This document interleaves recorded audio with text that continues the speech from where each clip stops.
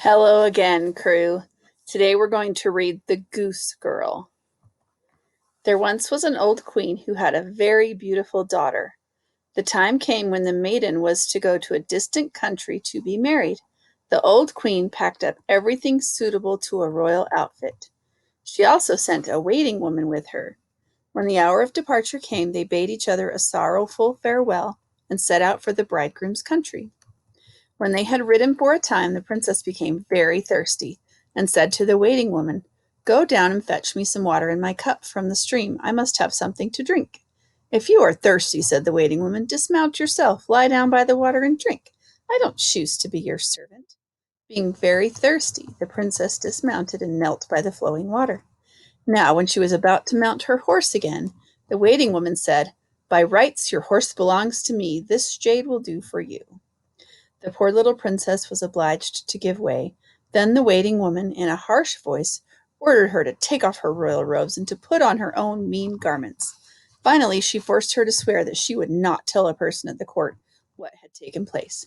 Had she not taken the oath, she would have been killed on the spot. There was great rejoicing when they arrived at the castle. The prince hurried towards them and lifted the waiting woman from her horse, thinking she was his bride. She was led upstairs by the real princess, but the real princess had to stay below. The old king looked out of the window and saw the delicate, pretty little creature standing in the courtyard. So he asked the bride about her companion. "I picked her up on the way and brought her with me for company. Give the girl something to do to keep her from idling." The old king said, "I have a little lad who looks after the geese. She may help him."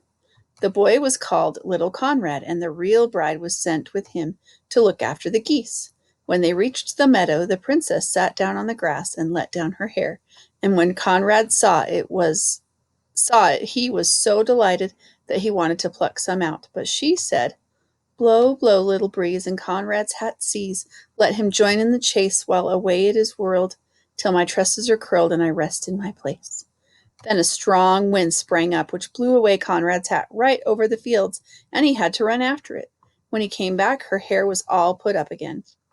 When they got home, Conrad went to the king and said, "I won't tend the geese with that maiden again." "Why not?" asked the king. Then Conrad went on to tell the king all that had happened in the field. The king ordered Conrad to go next day as usual, and he followed into the field and hid behind a bush. He saw it happen just as Conrad had told him. Thereupon he went away unnoticed, and in the evening, when the Goose Girl came home, he asked her why she did all these things. "That I may not tell you," she answered. Then he said, "If you won't tell me, then tell the iron stove there." And he went away.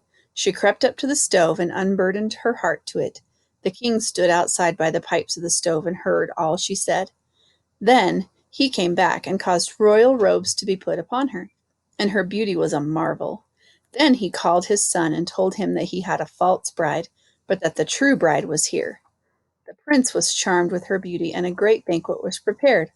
The bridegroom sat at the head of the table, with the princess on one side and the waiting woman on the other, but she did not recognize the princess. When they had eaten, the king put a riddle to the waiting woman. "What does a person deserve that deceives his master?" telling the whole story. The false bride answered, "He must be put into a barrel and dragged along by two white horses till he is dead." "That is your doom," said the king, "and the judgment shall be carried out."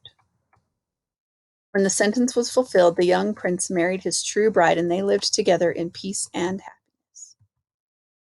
What do you think about that story? It kind of reminds me of um, Cinderella a little bit, but let me know what you think. Hope you enjoyed it. Bye.